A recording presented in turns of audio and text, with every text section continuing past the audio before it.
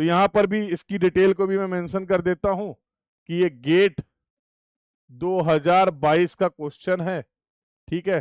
1 mark problem, MCQ ही discussion चल रहा है, और ये भी आपका 1 नंबर का क्वेश्चन है। क्या पूछा गया है?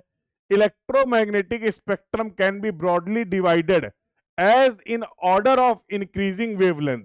मतलब हम लोग लो या लेस वेवलेंथ से मूव कर रहे हैं हाई या इंक्रीजिंग ऑर्डर में बात हो रही वेवलेंथ की तरफ, उसके बेसिस पे आपको इस इलेक्ट्रोमैग्नेटिक स्पेक्ट्रम पे क्या करना है, कमेंट करना है। तो क्या ऑर्डर होने वाला, दैट यू शुड नो। तो इफ वी टॉक, सबसे कम वेवलेंथ जो होती है that will be of the gamma rays, then we will have the X rays, UV rays, visible, infrared, microwave and radio wave. यही sequence होगा। तो x ray नहीं, सबसे कम गामा, इंक्रीजिंग ऑर्डर में बात हो रही है गामा गामा गामा, ये दोनों।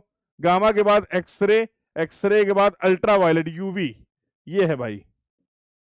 तो ये D is the correct option, ये करेक्ट सीक्वेंस आपको दिया गया है in the increasing order of wavelength. Wavelength के बढ़ते हुए क्रम में आपको ये स्पेक्ट्रम की डिटेल दी गई है। क्लियर है भाई? बिल्कुल सही गौरव, बिल्कुल सही। तो based on this we will go with the option number D. चलिए